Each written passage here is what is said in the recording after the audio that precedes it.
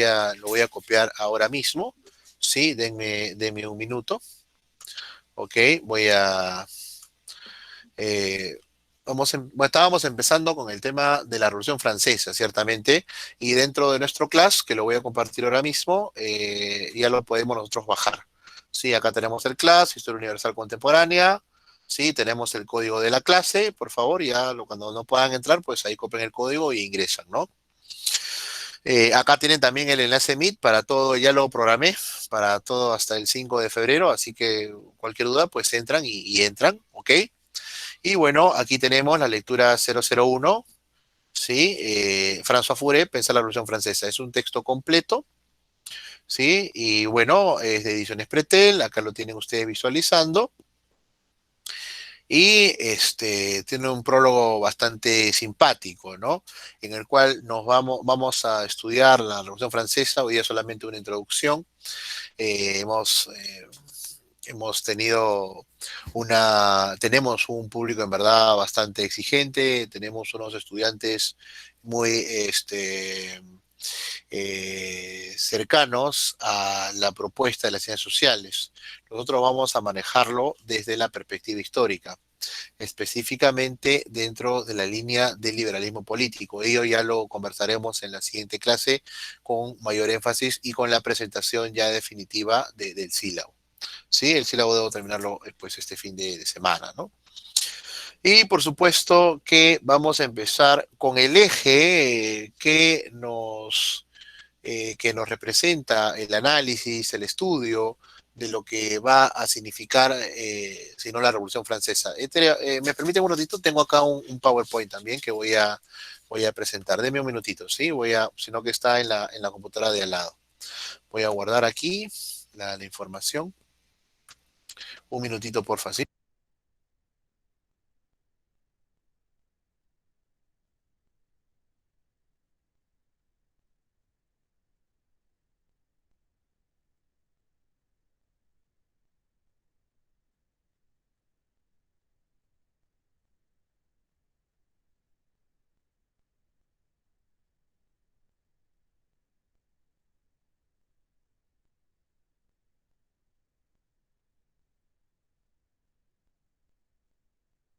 Sí, estoy. Solamente que deme un minuto, voy a bajarme de la máquina central PPT que he preparado. Sí, solo un minutito, por favor.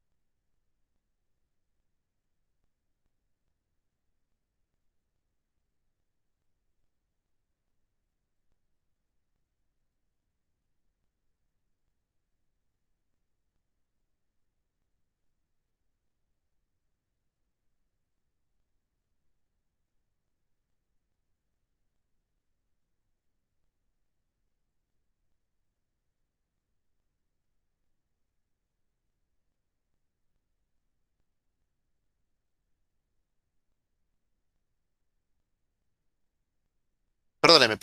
Estoy copiando y pegando el archivo para ya de una vez colgarlo. Sí, de una vez vamos a colgar esta información. ¿Sí? Deme literalmente un minuto y medio. ¿Sí? Ya, aquí está. Pegar. Listo. Y voy a ponerlo acá en el curso. Aquí está. Hemos preparado nuestra... Esa lectura también tiene que tomarse en consideración. Aquí está. Vamos a abrirlo. De un minuto, por favor. Ya. ¿Dónde está? Ahí, labores. Mm, Ya. Voy a borrar una. Acá está. Listo, ya está. Ya. Ahora sí. Perfecto. Voy a compartir pantalla. Ahora sí, ya está acá. Ya está acá, listo, muy bien. Vamos a compartir pantalla, una ventana. Bien.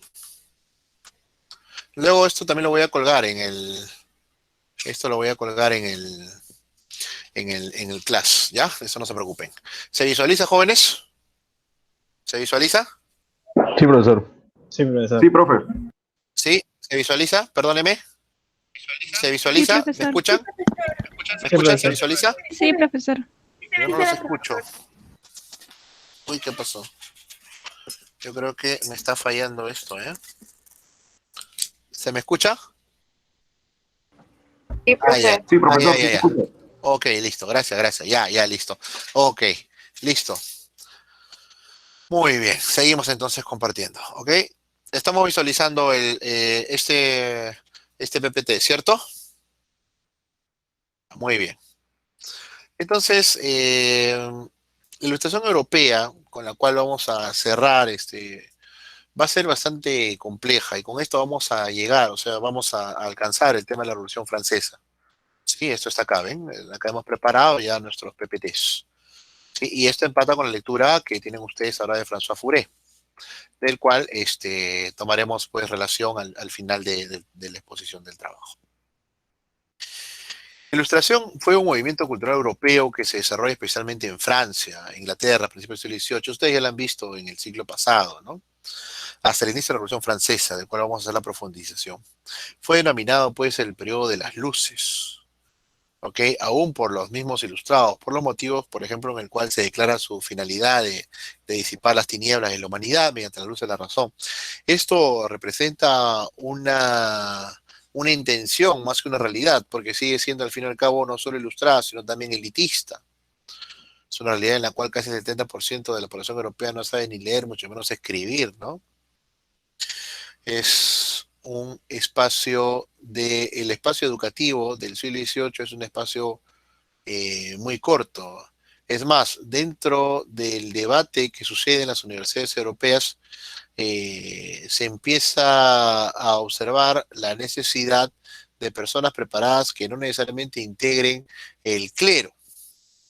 Es decir, es en el siglo XVIII donde va a empezar una insistencia cada vez mayor para que personas no necesariamente vinculadas al clero, pero sí que puedan pagarlo, puedan acceder a una educación, pues, importante, interesante, ¿no? Y esto no solamente se da en Europa, recuerden que Perú y México también son parte de la colonia española, ¿no? Entonces la ilustración va a ser un movimiento cultural bastante amplio. Es un movimiento que no solamente está en España, está en Francia, está en Polonia, está en Inglaterra, es decir, tiene unos alcances realmente grandes, ¿sí? Ahora, bastante ambiciosos porque a lo que viene de atrás, a la Edad Media, lo van a denominar como la Edad Oscura, ¿no? Y esto, pues, ciertamente no va a dejar sino un sinsabor que luego historiadores ya del siglo XX se han encargado de descifrar, de descubrir, de analizar que eso no era pues tan oscuro ya desde principios de 1920 o 30, con los estudios iniciales de Febré y de Bloch, por ejemplo, ya se encontraba que el tema del medioevo era la llave para poder entender el tema de la edad moderna, ¿no? No se entiende uno sin el otro. Entonces, pues, hay una declarada finalidad por parte de la Ilustración para disipar las tinieblas, ¿no? Es decir, son ellos los iluminados. Y acá hay un juego de dos luces, ¿ah? Acá hay un juego de dos luces bastante interesantes. ¿Cuáles son esas dos luces? Pues el juego de la luz divina, que no corresponde a la Ilustración, y más bien es la luz de la razón, ¿sí? Por eso es que este siglo XVIII es conocido como el siglo de las luces. Sí, pero no son de las luces del cristianismo, del catolicismo de la época.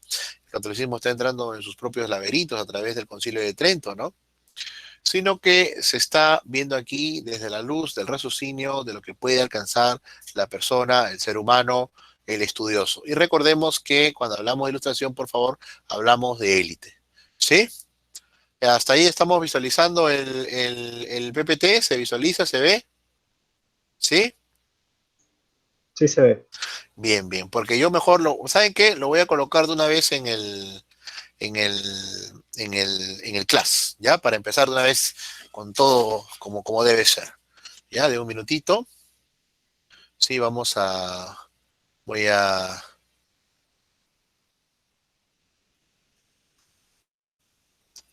no vamos a colocar acá. Y hoy día es 20 de octubre, ¿no? Sí, y 1, muy bien. Ya está. Voy a guardar de un minutito. Ya listo. Guardar como. Ya. Semana 001, ¿ya? Ya listo. M001, ¿ok? Ya, ya listo. Muy bien, voy a compartir ahora mismo de un minuto. Aquí está, aquí les presento, perdónenme, ahora sí.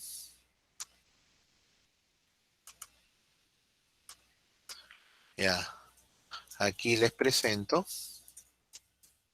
el PPT de la semana 001, ¿sí? Revolución Francesa y sus consecuencias políticas occidentales. ¿Ya? Esto sí voy a tener que dejar porque voy a entrar a mis archivos, perdónenme. ¿Sí?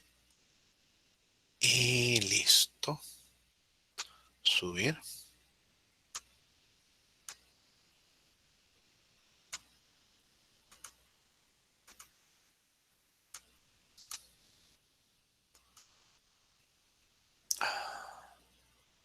A ver, ¿por qué no entro? Labores. Labores. Aquí está. Ya.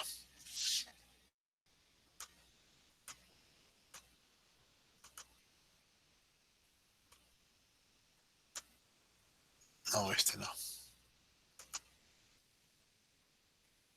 Ya, listo, sí. Ya, publicar. A ver, por favor, voy a compartir ahora sí. Fíjense si ya está colgado el PPT de la semana 1.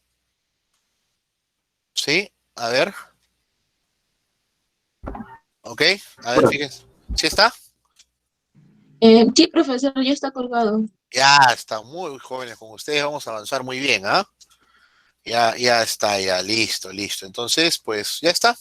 Tienen su lectura, tienen su PPT. Yo creo que hemos empezado bien, ¿no? ¿Sí, jóvenes? A ver, Sí, Valeria, ¿qué profesor. tal? ¿Sí? Grecia. Ya cambiaste el apellido. Muy bien, Grecia, muy bien. Sí, está bien. Oye, ya escuché un bebito, ya escuché un bebito. El hermanito. Muy bien. Miren, cada uno de mis PPTs tiene sus competencias. ¿Sí? Entonces acá, por ejemplo, la competencia es identificar la importancia de la ilustración y en la segunda parte, que seguramente haremos un repaso genérico, si no terminamos a las 10, ¿no? 10:15, algunas consultas y listo. El próximo martes ya yo debo tener los grupos. ¿Están formando los grupos jóvenes? ¿Sí? Sí, profesor. Ya, sí, máximo 4. Pueden ser 3, pueden ser 4. Ya, jóvenes, por favor. Sí, para la entrega de trabajos. Ya la próxima semana voy a explicarles a detalle, ¿no? Todo lo que hoy día ha sido un día de bastante manejo de las tecnologías, de las tecnologías. Muy bien, ciertamente. Menos mal que con el grupo anterior yo particularmente creo que he cometido muchos errores y bueno, me lo han perdonado ellos y bueno, estamos bien. Bien, entonces aquí tengo yo un pequeño resumen de lo que vamos a trabajar. Estamos acá. Listo, muy bien. Vamos al antecedentes ideológico de la ilustración europea. Hasta aquí, jóvenes. Estamos viendo un tema que ustedes han visto el siglo pasado. ¿Quiénes han visto la ilustración del siglo pasado, por favor? ¿Sí? ¿Quiénes han podido darle una revisión, un checking en las clases, al tema de, al tema de la ilustración? ¿O es nuevo? ¿Me lo pueden decir? A ver, Alexandra Miranda. Alessandra. Sí, ya, gracias. Alessandra, muy bien. Alessandra, ya, mira, es nuevo. Carol, gracias. Uy, uy, ya, es nuevo, ya. ¿Para quién más es nuevo el tema? Los leo en el chat, ¿sí? Que me contesten unos 3, 4, ¿sí?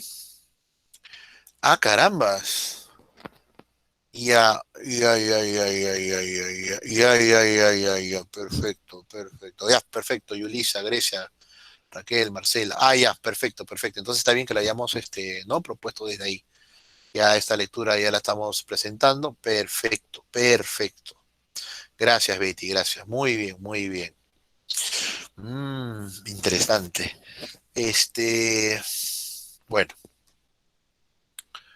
Bueno, bueno, ya ahí ya me deja un poquito como para conversar, ¿no?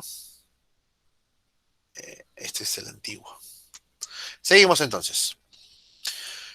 Hay unos antecedentes ideológicos de la ilustración, ¿sí? Entre los distintos antecedentes tenemos entonces el pensamiento ilustrado europeo, propio del siglo XVIII. Existen diversos antecedentes. Primero, en el campo filosófico. Esta es una visión bastante apretada, por cierto. En el campo filosófico religioso tenemos nosotros a Baruch Spinoza, que aquí tenemos una pintura, ¿no? En los famosos empedrados de Holanda, ¿no?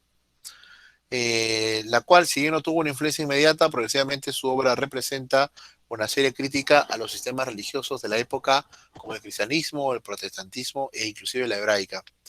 Es decir, este hombre no deja cabo suelto, ¿no? O sea, no solamente está analizando objetivamente el tema del cristianismo, sino también está haciéndolo con el protestantismo e inclusive su propia comunidad. Él va a ser expulsado. Ustedes bien saben que una vez que un judío es expulsado de una sinagoga, es expulsado de todas las sinagogas del planeta, ¿no? Tienen ellos una base de datos bastante potente al respecto. Y es más, él va a ser expulsado jovencito, a menos de 24 o 25 años, ¿no?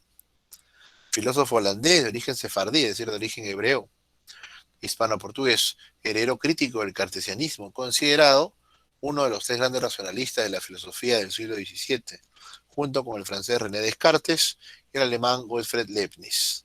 A los 24 años, nada más y nada menos, va a ser expulsado de la comunidad judía de Ámsterdam, es decir, expulsado de todas las comunidades del mundo judío conocido en aquel momento. En el campo político, esto es en el campo filosófico religioso. Es decir, empieza ya una crítica no solamente al protestantismo o no solamente al cristianismo. Es decir, empieza una percepción bastante cercana al racionalismo clásico europeo. Se está consolidando. ¿Sí? Baruch Hipcher junto con Leibniz, hemos visto pues, van a dar las pautas necesarias para darle ese impulso que el raciocinio por sí todavía no alcanzaba.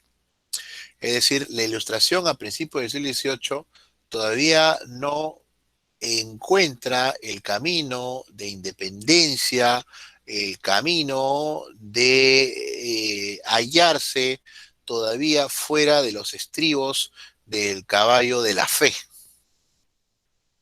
Estos pensadores como Baruch Spinoza, Descartes y Leibniz van a otorgarle, van a prestarle esa posibilidad de ir avanzando en un desarrollo particular, en un desarrollo ideológico pertinente, dejando de lado los principios o las cuestiones de fe. Esto no se logra en la noche y la mañana, este es un camino largo, ¿ah? Este es un camino largo. Eso desde el campo filosófico religioso. Sin embargo, desde el campo político, la percepción es otra. La obra del inglés Thomas Hobbes representó toda una novedad en el sistema de gobierno político europeo del siglo XVIII. Inicialmente como un aparente sustento del absolutismo político. Inicialmente. Vamos a ver nosotros en unos momentos que en verdad Hobbes no tenía pues la percepción, por ejemplo, que va a tener Jeremy Bentham. Pero no es que no la tenga por falta de raciocinio, la tiene tanto igual o más que el propio Bentham, sino que el tiempo histórico no le permitió estudiar a un grupo social que pueda hacerle frente a la monarquía o al feudal o a los señores aristócratas. Esos eran los industriales y comerciantes de la revolución industrial inglesa. Hobbes no los tiene en mente porque no están en su tiempo histórico. ¿Sí? Entonces, para él, pues, alguien tiene que gobernar. Y ese alguien, desde su punto y de su situación, desde su situacionalidad histórica, puede ser solamente el rey. Pero esta figura va a cambiar 2 siglos después. Pero insisto, cambia cuando se puede percibir un sector social que pueda hacer frente o que puede dar cara digamos, a esta realidad política de aquella época, ¿no? En otras palabras, podríamos hacer una reflexión en torno al presente, ¿ah? Podemos hacer una reflexión bastante particular, y es que el sistema status quo político, por ejemplo, vigente, si no se renueva, si no tiene una connotación de participación ciudadana a través de la votación, a través de la representación, simplemente se desgasta, ¿no? Como estamos viendo acá en el campo político, aún dentro del siglo XVII, principio del XVIII, la percepción de la participación de la población en las decisiones todavía es muy pobre. Hay que esperar el primer progreso fuerte que va a representar del lado de los industriales y de los grandes comerciantes ingleses que se van a enriquecer con la enorme pujanza que va a significar a la economía y a la tributación de los ingleses la revolución industrial inglesa, ¿sí? Su revolución industrial. Bien, entonces en el campo político, la obra del inglés Thomas Hobbes representa en sí toda una novedad en el sistema de gobierno político europeo del siglo XVIII. Inicialmente como aparente sustento del absolutismo político, propuso también conceptos diferenciados como sociedad civil y gobierno. Este es otro gol. Recuerden, vamos a analizar todo esto desde la línea política y liberalismo, ¿eh? Esto lo vamos a explicar nosotros en la próxima semana y lo vamos a dejar bien claro. Vamos a hacer, porque si vamos a coger la historia desde la economía, desde la sociedad, desde la religión, no acabamos nunca, pues, y perdemos el hilo, ¿no? Vamos a verlo desde el surgimiento, la consolidación, los límites, los adversarios del sistema liberal político contemporáneo. Es nuestra línea. Y desde esta propuesta, este es el eje que nosotros vamos a trabajar. ¿Hasta ahí estamos bien, jóvenes? ¿Sí? Sí, profesor. Muy bien, muy bien. Seguimos. Entonces, una división entre sociedad civil y gobierno, vamos a hacer un alto aquí, no es una cosa fácil. Dividir sociedad de gobierno para nosotros suena muy sencillo, pero para los hombres del siglo XVII es todo un logro. Y también decirlo, pues, en el papel va a ser más fácil que en la realidad. ¿Quiénes son sociedad civil? Para el aristócrata es nadie. Además, para el aristócrata es sociedad civil. No, nosotros que servimos al rey y estamos protegidos por él porque nos da una facilidad en la tributación, porque nos da libertad en el tema de trabajo, nos brinda diferentes funciones, pues no necesitamos una sociedad civil. El gobierno es el rey y yo obedezco al rey, por tanto yo estoy dentro del gobierno. Ese es el raciocinio lógico del siglo XVIII, principios. Pero esto pues se va a ir rompiendo, se va a ir carcomiendo por parte de pensadores como Hobbes en el campo político. Porque él va a dar esta definición que a nosotros nos parece tan sencilla, pero que para su tiempo es definitivamente una novedad que irrumpe y una novedad que golpea. Vamos a ver voy a pasarles a ustedes una visión cortita, ¿no? De El Leviatán de Thomas Hobbes. Sí, vamos a verlo. en forma, vamos a ver acá. Sí, deme un minuto, vamos a colocar acá, porque creo que entender a Thomas Hobbes es comprender todo ese raciocinio político entre gobierno y sociedad civil. ¿Sí? Vamos a ver ahora mismo acá.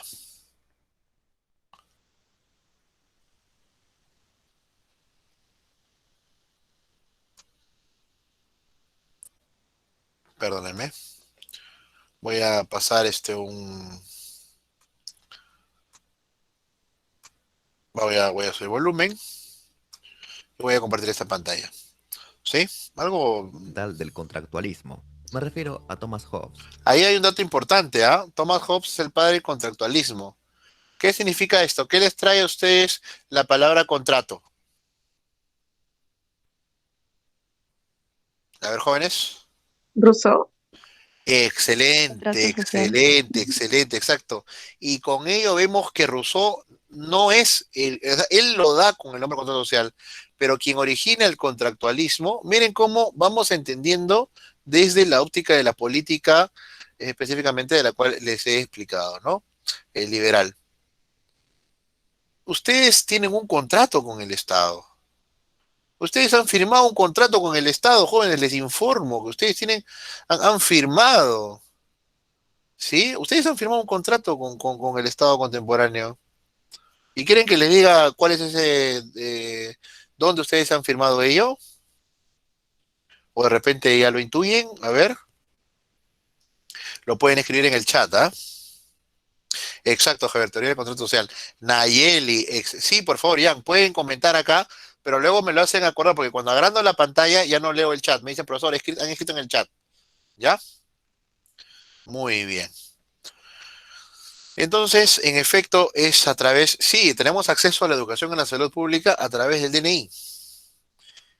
Cuando ustedes han firmado el DNI, de repente no le hemos leído todo lo que esto conlleva, pero el contrato que han firmado se denomina Constitución Política del Perú. Y han aceptado ustedes los derechos y los deberes que de ello conllevan. Si ustedes si ustedes con el DNI pueden hacer cosas maravillosas, pueden acceder por ejemplo, a los servicios universitarios. Pueden también ir a un hospital del MINSA y atenderse si en caso hubiese alguna eventualidad médica. Pueden hacer un reclamo al Poder Judicial, le han robado, voy a hacer una denuncia porque fui a comer con mi amiga en un chifa y entraron unos asaltantes y nos apuntaron con pistola, ¿no? ¡Wow! ¡Qué terrible experiencia! Espero que no le haya sucedido a nadie.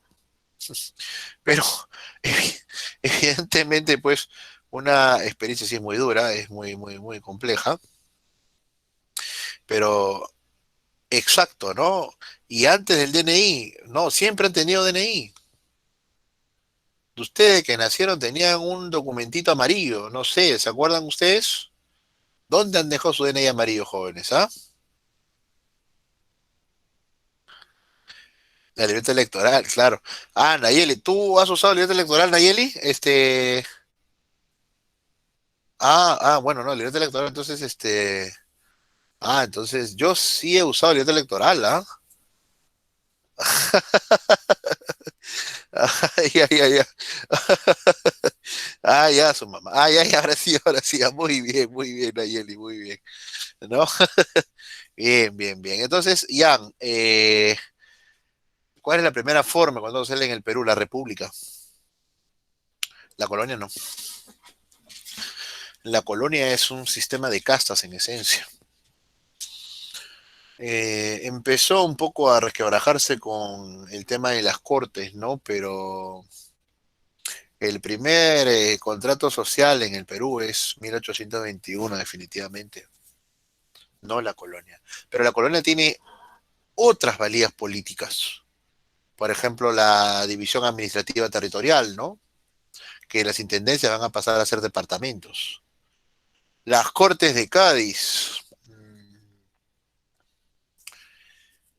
fueron un suspiro.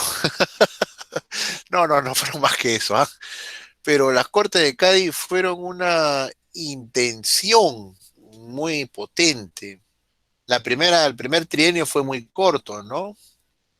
Y fue también cerrado rápidamente, ¿no? Por Abascal. La segunda sí fue más interesante.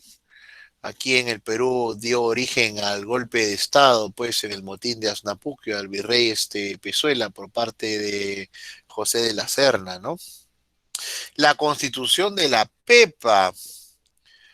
Bueno, en el caso del afrancesamiento del reino español, fue bastante de avanzada, ¿eh? Curiosamente, Javier Sandro, es más, o sea, la Constitución de la Pepa fue más avanzada que las Cortes de Cádiz, ¿no? Porque proponía símiles con la República. Que recordemos también que las autoridades que son cercanas a José Bonaparte, las autoridades provenían pues de un ambiente como el de la Revolución Francesa, ¿no?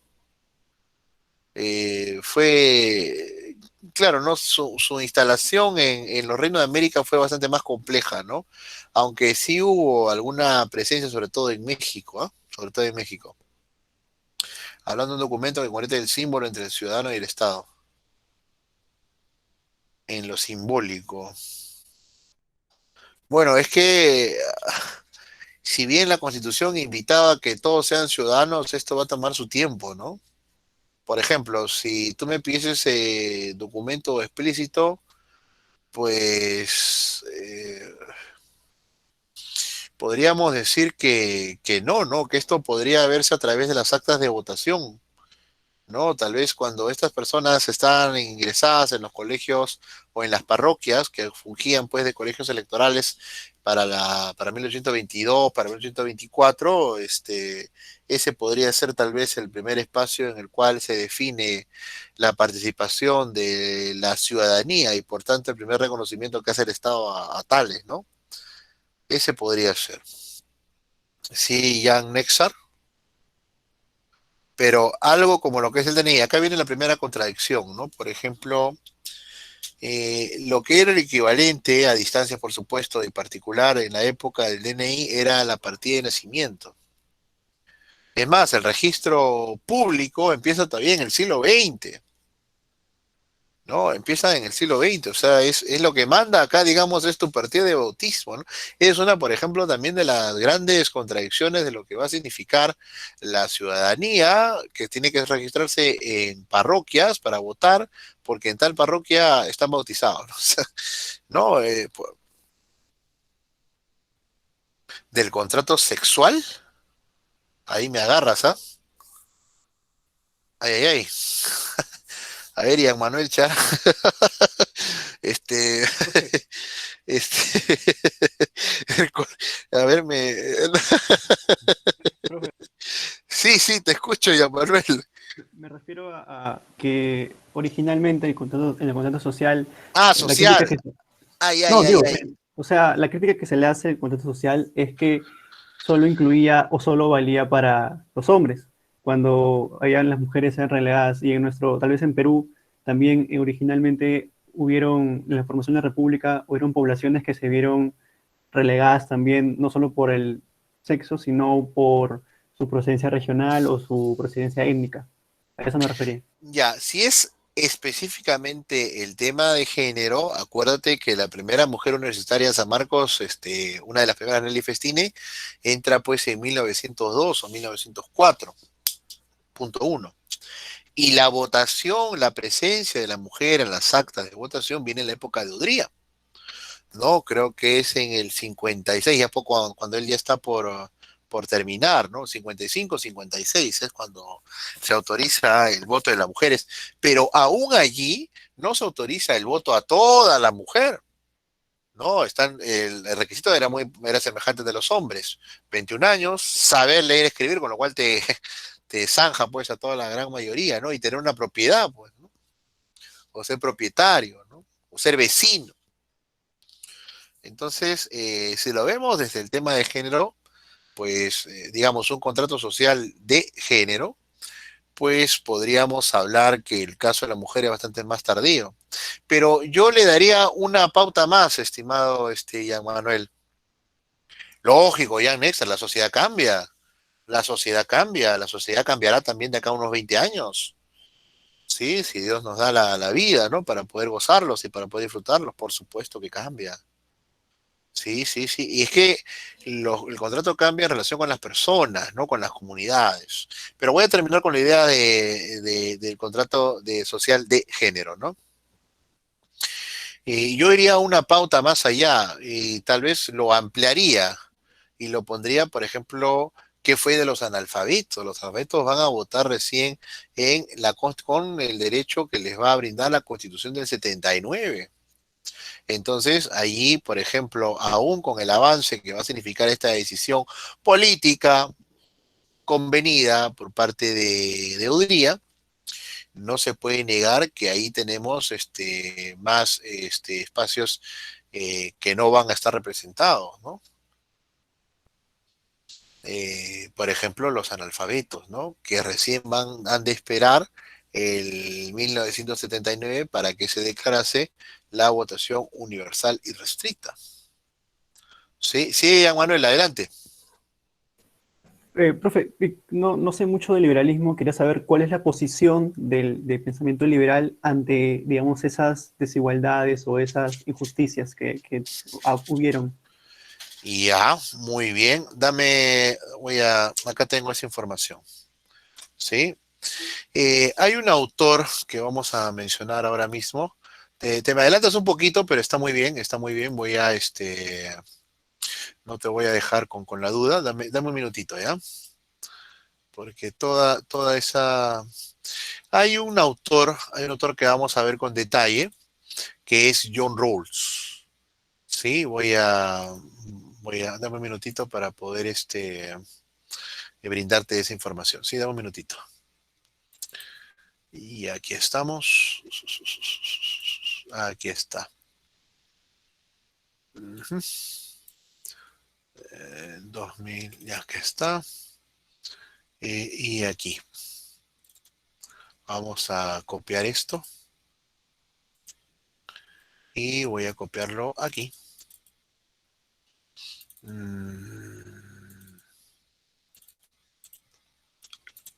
Ay, Dios. Ahora sí. Bien. Vamos a cerrar aquí. Y ahora sí. Para llegar, es el liberal, ahora sí, perdóneme. El liberalismo, voy a dejar de compartir la pantalla, ¿ya? Para poder dar esa muy buena y pertinente pregunta que me estás planteando, ¿sí? Voy a abrir un documentito. Sí, pero sí no lo voy a poder colgar porque lo estoy trabajando. ¿Ok? Deme un minutito. Bien. A ver, voy a compartir ahora sí pantalla, ¿ya? Pero lo voy a abrir, lo voy a compartir brevemente porque sí me saca bastante del tema. Hay bastante que conversar al respecto, ¿ya? Pero nos saca un poquito del tema. Pero hay que responder, ¿no? No hay que dejarla, perdóneme. Por ejemplo, nosotros podemos ver una variante de la propuesta liberal a través del análisis del funcionamiento, ¿no? Del Estado, ¿sí? Pero para eso, insisto, tenemos primero que empaparnos de ilustración, tenemos que empaparnos de la revolución industrial, del proletariado, del lumpenproletariado, para poder hallar las herramientas y entrar a un conocimiento desde la historia sobre la evolución del liberalismo político, ¿no? O sea, tenemos que consolidar primero estos aspectos ideológicos, políticos y sociales para poder llegar, ¿no? Pero vamos a adelantar un poquito, ¿no? Eh, la finalidad de un Estado es gobernar, ¿sí? Hasta ahí estamos en lo correcto. Cuando un Estado gobierna, tiene distintas posibilidades o sistemas de poder conferir. Puede seguir la línea unipartidista, que actualmente pues gobierna, por ejemplo, países como Cuba o países como la República Popular China, O países como la República Popular y Democrática, así es su nombre, de Corea del Norte, ¿no? Entonces, por ejemplo, ahí tenemos un modelo en estos tres países del gobierno unipartidista, ¿no? Si eso va en la línea de un Estado liberal, democrático, republicano, no, eso por ahora lo voy a dejar en el aire, por ahora. Pero ciertamente comprender esta realidad contemporánea es parte del análisis que vamos a proponer desde una línea de liberalismo político, ¿no? Hay algunos autores, por ejemplo, como Sandels o como John Rawls, que nos proponen que dentro de este análisis de un Estado liberal, el ídem de justicia o el ídem de sistema social tiene que estar de la mano o tiene que ser bastante representativo con un sistema republicano, por ejemplo, ¿no? Y bueno, entonces a eso es lo que quiero llegar al finalizar el curso. ¿No? La pregunta ha sido bastante, bastante avanzada, lo cual te lo agradezco, ¿no?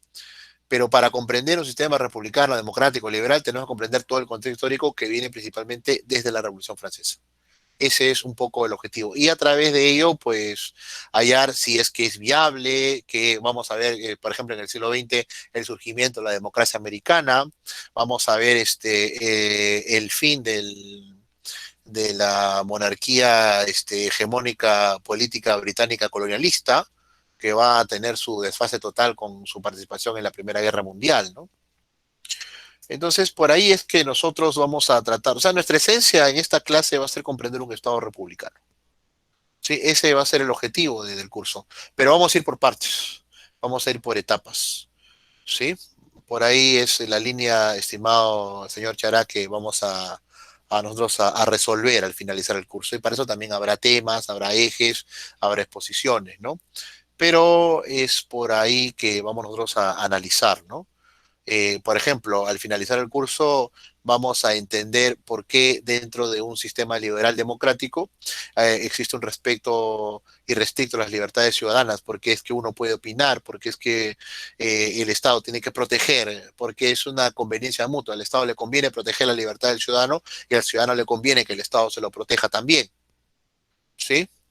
Otro ítem importante pero ese es casi al finalizar, ¿ah? Pero esa es la línea que vamos a proponer, insisto, es una línea particularmente para mí de mucho fruto, estamos empezando ya con el contractualismo, estamos todavía en el siglo XVIII, sí, todavía no vamos a llegar a este aspecto, pero bueno, ese es un poquito, espero haber dilucidado para dónde apunta el curso, estimado Ian, ¿sí? Ian, Ian Profe, Manuel. gracias. Lo siento, pensé que decía la pregunta por el tema. No, está bien, está muy bien. No, más bien te agradezco la pregunta, ¿eh? Te agradezco la pregunta, pero o sea, está muy bien porque eso demuestra que están ávidos, pues, de saber, y además esta pregunta no hubiera sido posible si no hubiera estado el material, ¿no?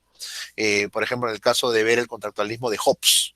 O sea, todo parte de Hobbes y luego se consolida con Rousseau, que le da una visión más cercana a un ligero gobierno compartido. Hobbes entiende el gobierno que porque no tiene otras perspectivas sociales de las que su propio tiempo le permite, como es la aristocracia y el rey y los administradores que el rey dirime, ¿no? Entonces, él no puede ver otro sector social que pueda gobernar, cosa que, por ejemplo, sí lo van a ver pensadores del siglo XVIII y sobre todo del tiempo de la Revolución Industrial Inglesa, ¿no? Así que no, está muy buena tu pregunta, más bien espero haberte contestado. En resumen, vamos a llegar, pero al final. No, estamos empezando recién con el contractualismo, ¿no? O sea, estamos recién digámoslo así, en un vientre que tiene todavía recién un primer día, ¿no? Una primera semana. Creo yo que al final, en la semana 14, vamos a comprender poco a poco el alcance de las libertades. Acá no hay libertades. Acá la ilustración es conocimiento de algunos, de pocos, de muy pocos. Y nada más. El contractualismo, principalmente el de Hobbes, está destinado a aquellas personas que pueden compartir esa sapiencia, pero no más. Entonces, para ir llegando a las libertades, para ir llegando a las cuestiones del género, primero, para que haya cuestiones del género, tiene que haber una república. O sea, en una. O sea, no se puede hablar de estudios que nos propongan el análisis del género en la sociedad si no hablamos de una sociedad de libertades. una sociedad de libertades es necesariamente una república.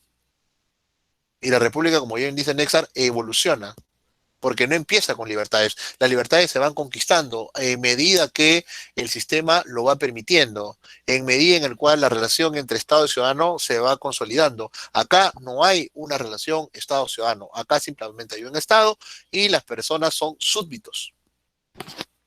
¿Sí? ¿Se entiende esa relación, jóvenes? ¿Hasta ahí estamos bien?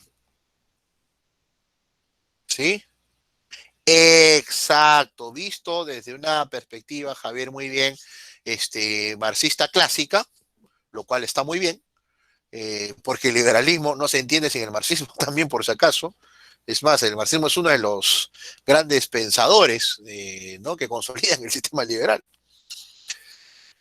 Eh, en efecto, ¿no? Si no se antagonizan las relaciones o las condiciones de clase desde el punto de vista marxista clásico, no puede haber pues una transmisión o situacionalidad de intercambio de poder, ¿no? En el poder nos referimos principalmente al poder político. ¿Sí? Muy bien, Javier, muy bien. Muy bien, jóvenes. ¿Hasta ahí estamos bien? ¿Sí? ¿Sí? Perfecto. Muy bien, vamos a seguir por acá entonces. ¿Existe una evolución híbrida de formas o tal contrato? Eh,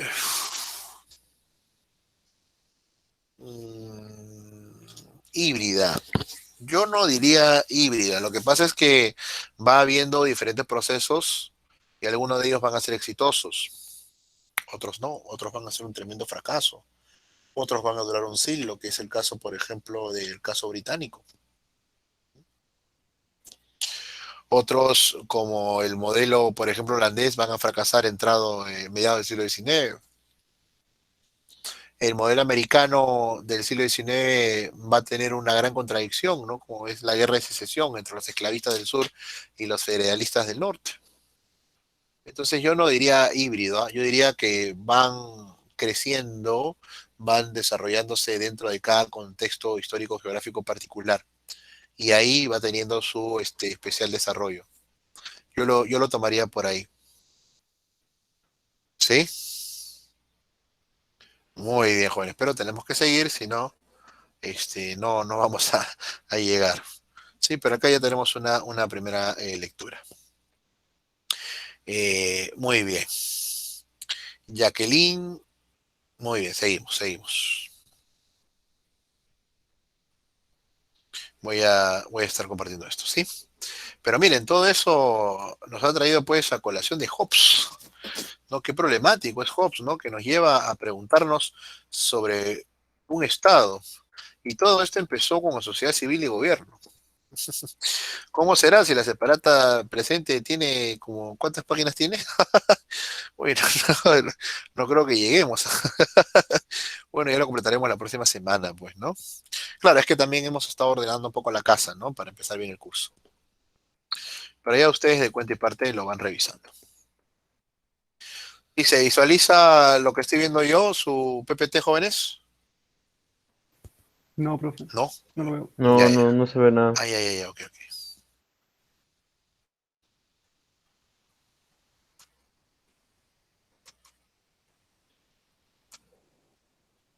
Ya, ahí, Sí, perfecto. Vamos a ver un poquito un video también, ¿sí? Un video cortito sobre Thomas Hobbes, que es el que nos ha entrado en todo este problema del contractualismo, ¿no? Qué serio es este hombre. Del contractualismo. Me refiero a Thomas Hobbes, un filósofo inglés nacido en 1588, que con su libro El Leviatán le da, entre otros autores, nacimiento a la política moderna. Me voy a encargar de darles un pantallazo, pero como siempre, les recomiendo leer la obra y profundizar con textos adicionales. Además, les quiero recomendar el canal del amigo Resúmenes en Telequia, donde pueden ampliar. ¿Cómo podemos caracterizar el liberalismo en la política moderna? Pues con los siguientes elementos: un Estado artificial, derechos naturales inviolables que serían el derecho a la vida, la libertad y a la propiedad, muy importante este último, y el constitucionalismo, la legalidad y la legitimidad. Si bien podemos encontrar liberalismo en Hobbes, lo vamos a ver mucho mejor en la postura del filósofo John Locke más adelante. ¿Cómo va a ser el estado de naturaleza para este autor? Bien, El estado de naturaleza es cómo el ser humano se encuentra antes de la vida social. Para Hobbes, estos van a ser iguales por naturaleza, tanto física como mentalmente. Van a buscar su propia conservación y esto va a generar competencia y desconfianza, lo cual nos va a llevar a un estado de guerra permanente. Es por esto que Hobbes dice su famosísima frase Homo homini lupus, que quiere decir que el hombre es el lobo del hombre. Es decir, eventualmente el hombre va a entrar en guerra con otros hombres en su estado natural. Pero también van a existir leyes naturales que rijan a los seres humanos, como son por ejemplo la búsqueda de la paz, la capacidad de renunciar a los propios derechos, lo que significaría poder establecer contratos con otros seres humanos, y el cumplimiento de estos pactos y consecuencias de los mismos. Estas leyes naturales a las cuales hace Hobbes referencia no dejan de estar de lado con la fe, que aún en este momento por eso es que se menciona como el padre, como el iniciador, ¿sí? Por eso es que no se le puede todavía llamar, digamos, un liberalismo pleno. Son los inicios del liberalismo. El hecho de que los hombres puedan hacer contratos con otros hombres, sin la iglesia de por medio. Esto es ciertamente para tomarlo en consideración, ¿no? ¿Sí? Muy bien, seguimos por acá. Vamos a terminar este video que está tan bonito. Ahora, para construir esta vida social, para generar este contrato, algo tiene que pasar. Y es justamente porque existen causas que los seres humanos van a acordar un contrato entre iguales. Estas causas van a ser la propia inseguridad que hay en el estado de guerra y el querer preservar la vida propia. Cuando se dé el contrato entre seres humanos, hay que tener en cuenta que es entre seres humanos justamente y valga la redundancia. Esto es porque el soberano se crea a partir del contrato y no es parte del contrato.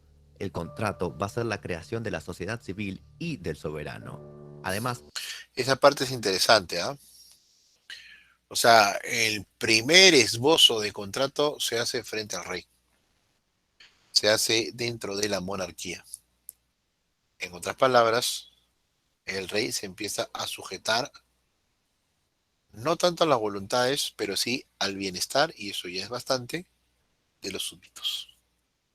Esto es una teoría totalmente nueva para el siglo XVII. Y en ello también totalmente potente. Porque de ahí a menos de un siglo se le va a cortar la cabeza a un rey, ¿no? O sea, bueno, más de siglo y medio por lo menos, ¿no? Es decir, es un avance realmente potentísimo. esta sociedad se va a fundamentar sobre el miedo, tanto si es una sociedad por institución, es decir, mediante el pacto, o si es por adquisición, es decir, por medio de la violencia. Ahora hablemos del poder. ¿Cuáles son los derechos del soberano? En primera instancia, la soberanía es inalienable, es decir, que una vez que se tiene, no se puede cambiar la forma de gobierno ni tampoco se puede repudiar a la autoridad. A su vez, el soberano no puede ser castigado por los súbditos, y esto se debe a, como decía anteriormente, que no hay relación entre soberano y súbdito porque el contrato es entre ellos, y él es solo un producto de ese contrato. El poder, entonces, va a ser absoluto y va a determinar todo, vida pública y vida privada. Y, para cerrar, algo innovador es que ahora la iglesia va a estar subordinada al Estado. ¿Y cuáles son las dimensiones? Hasta ahí nada más, ¿no? Hasta ahí nada más. Entonces, pues, evidentemente estamos observando nosotros qué es base del absolutismo, sí, consolida el poder del rey, sí, consolida el poder del rey, pero hay un avance simpático. ¿Y cuál es ese avance? Que existe un contrato. Es decir, ya no solamente se le va a dar carta blanca al rey, claro, no, su poder no puede ser discutido, su poder no puede ser sitiado, pero de ahí a la confrontación misma después del rey, hay que esperar más 100 años, ¿eh? ¿Sí? Es decir, en este momento consolida el absolutismo del rey. O sea, para los gobernantes de la época, Hobbes, para los reyes de la época del siglo XVII y XVII europeo, les cae de perillas, ¿no? Sin embargo, lo que no están viendo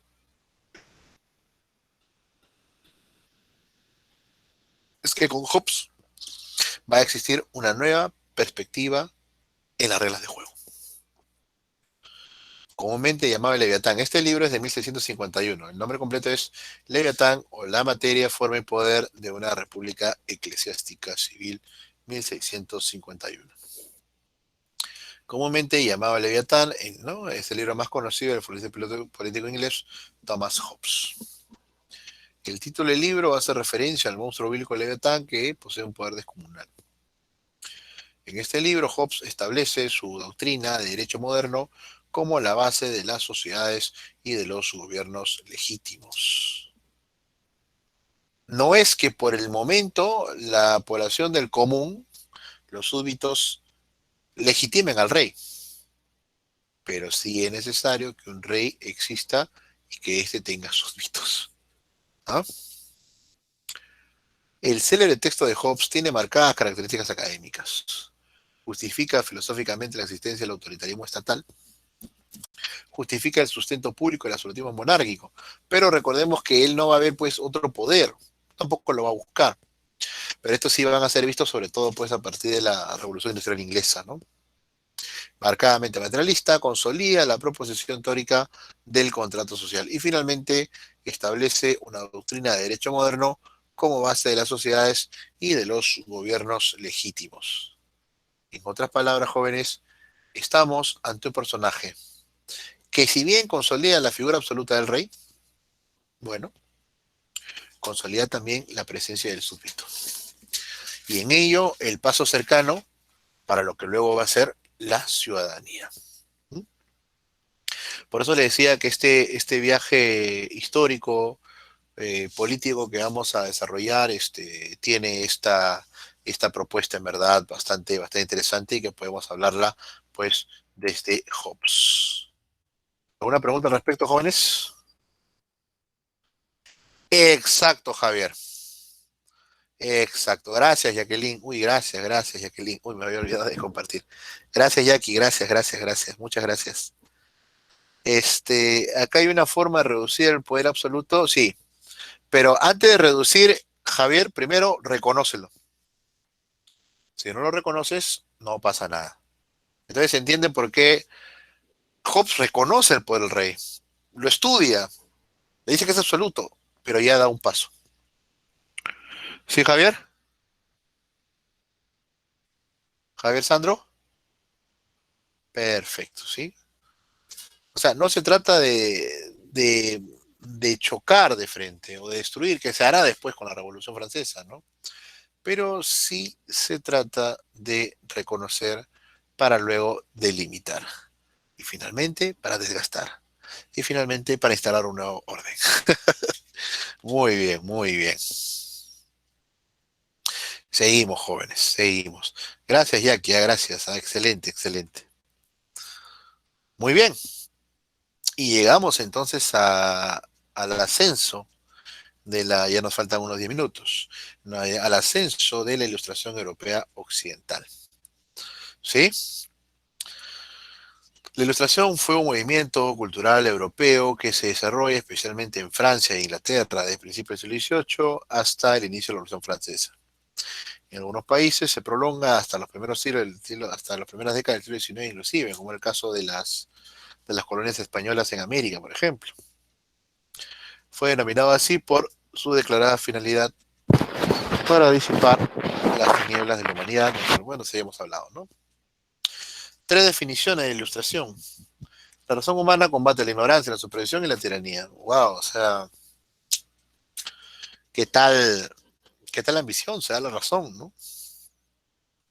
Ambiciones en verdad muy grandes, diría yo, muy potentes, ¿no? Punto 2, construir un mundo mejor, ¿no? La ilustración tuvo una gran influencia en los aspectos económicos, políticos y sociales de la época. El intento al menos estaba de la mano, ¿no? Pero a la vez esto necesitaba pues la participación de la población, ¿no? Y en otras palabras, cada vez vais chocando más con el tema de la monarquía, ¿no? Porque la monarquía, en muchos de los casos, no comprendía. La inglesa sí lo comprendió, pero la monarquía francesa lo que no comprendió le costó pues la cabeza, y era que la población debía participar también en el ciclo de decisiones de lo público, cosa que no sucedió y cosa que terminó con la revolución.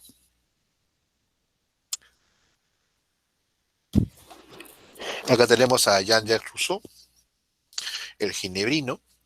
Las ideas políticas de Rousseau influyeron en gran medida en la Revolución Francesa, el desarrollo de las teorías republicanas y el crecimiento del nacionalismo. El siglo XVIII, el inicio de las luces. Esta corriente abogaba por la razón como la forma de establecer un sistema autoritario ético.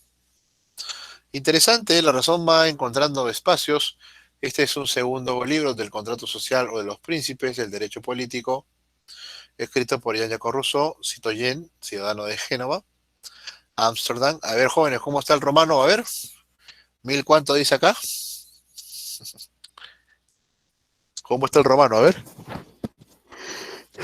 Vamos a leer el chat. Vamos a leer el chat, jóvenes. Muy bien, bueno.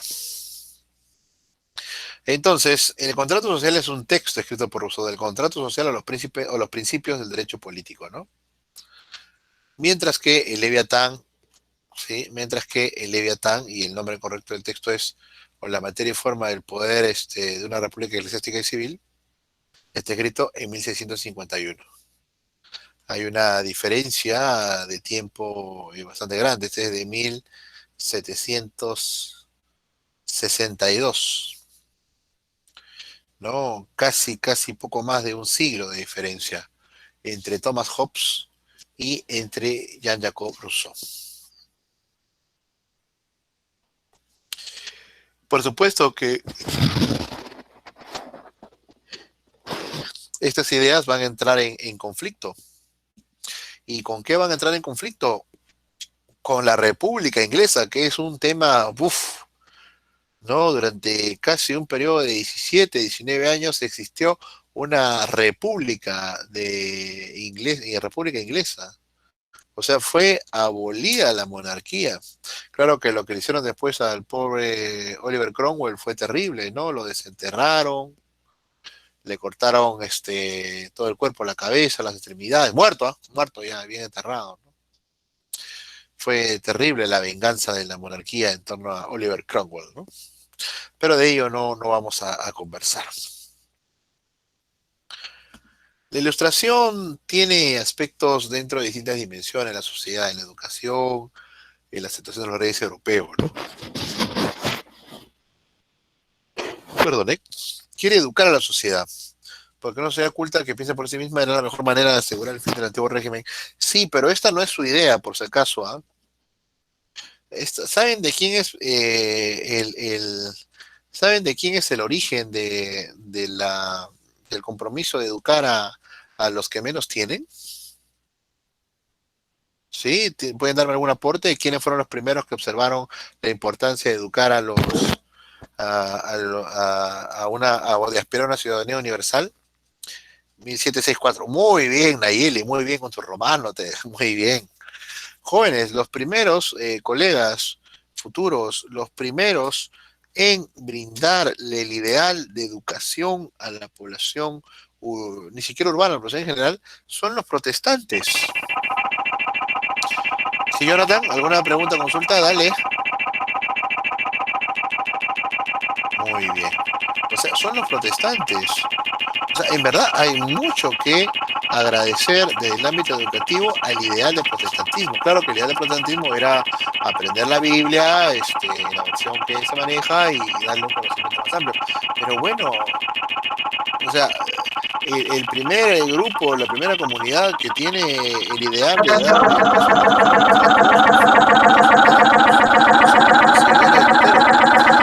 Nayeli, ya que le sí.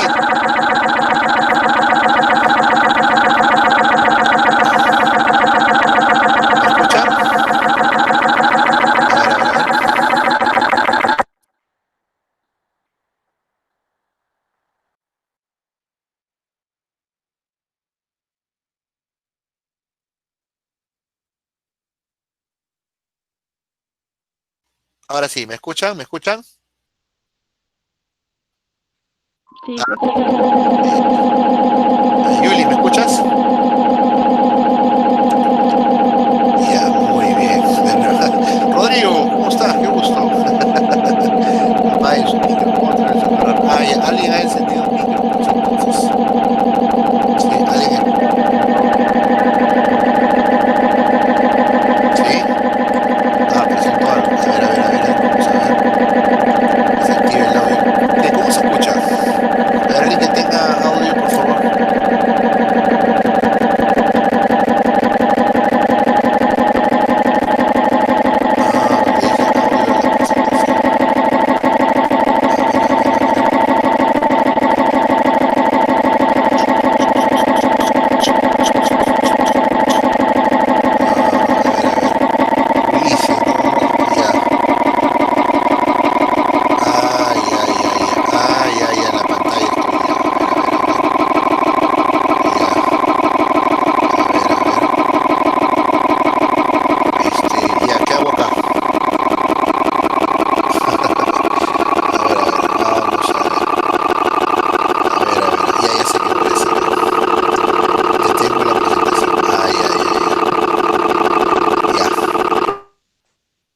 Ahora sí, ¿cómo estoy? ¿Me escuchan mejor?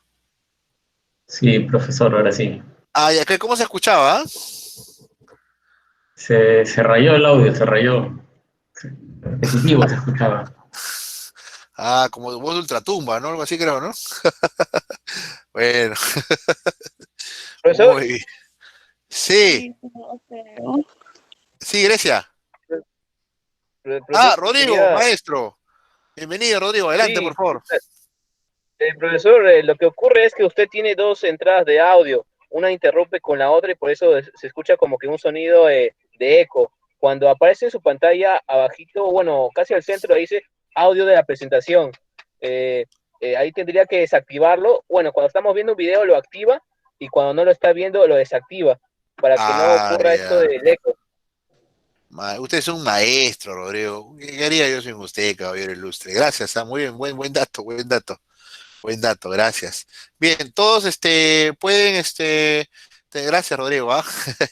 Pueden ustedes, Rodrigo, ahí de repente le das una mano a Bruno, pues, para el tema de los grupos, ¿ya?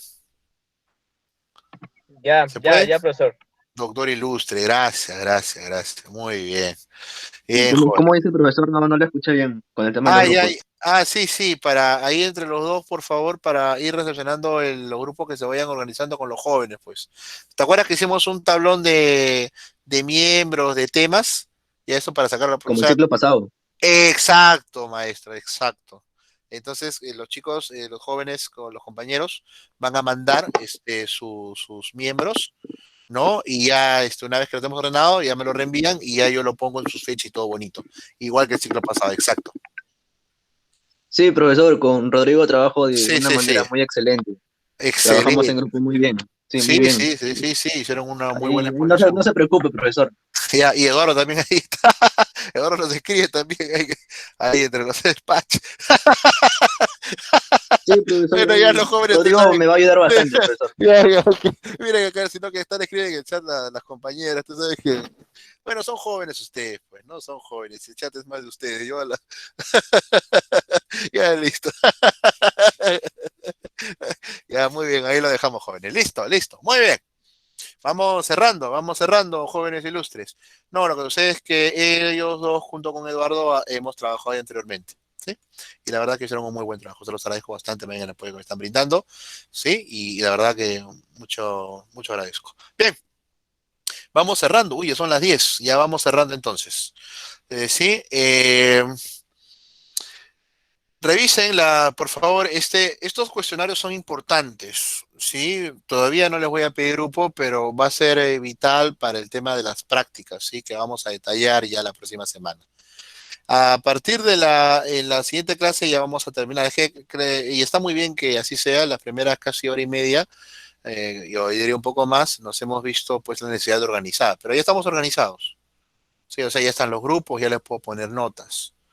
¿Sí? Yo les voy a dejar algunos trabajos y los trabajos van a ser entregados grupalmente, por eso la necesidad, por eso no puedo todavía dejarles el cuestionario.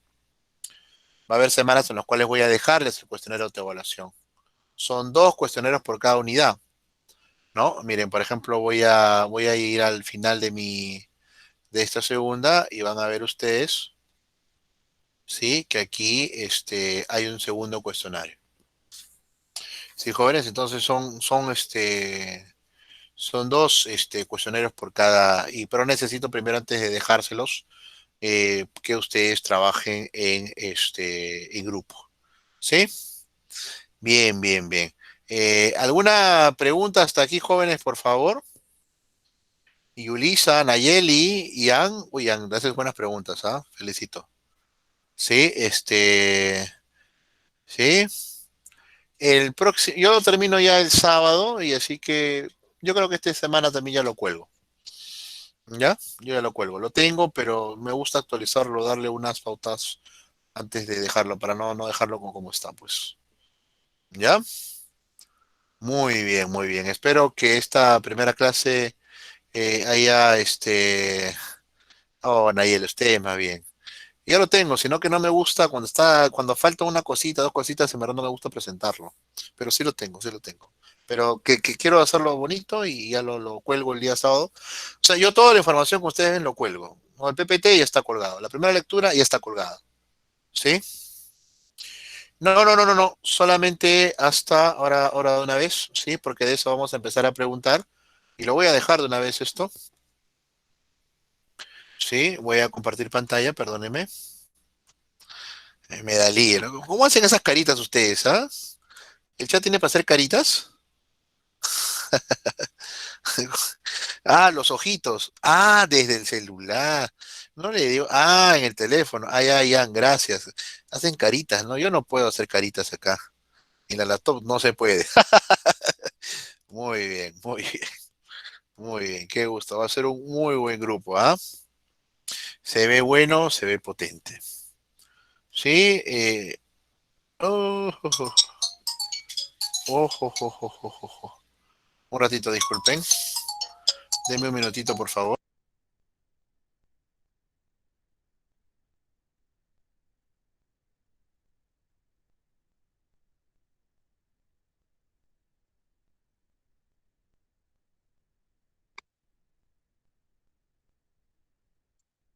Chicos, los que van a hacer su rectificación de matrícula, escríbeme al WhatsApp, por favor. Yo lo voy a mandar hoy día a las 11 de la noche. Y si no me mandan, no sé, eso ya, no sé, pero manden, tienen que mandar. Muy bien, ya escucharon al compañero, ¿ah? Por favor, ¿ah? Ya escucharon. ¿Sí? Desbloquéame del WhatsApp. Lo ha bloqueado a Rodrigo. Muy bien, muy bien. Ya, solamente, por favor, la lectura, sí, es pequeña, es solamente hasta la página 20 del texto, no más, no más. Sí, o sea, en verdad es corta. Vamos a empezar, de a poquitos, ¿ah? Vamos a empezar de a poquitos. Ya, hasta la página 20. Voy a colocarlo aquí, ¿ok? Ah, pero está parte del marxismo. Sí, hasta la 22. Voy a colocarlo acá en el class, ¿ya? Hasta la página 22. Sí, por ahora lo voy a dejar como ítem de discusión, ¿ok? Vamos a colocar acá, permítanme. Eh, la lectura irá hasta la página 22 de la numeración del texto.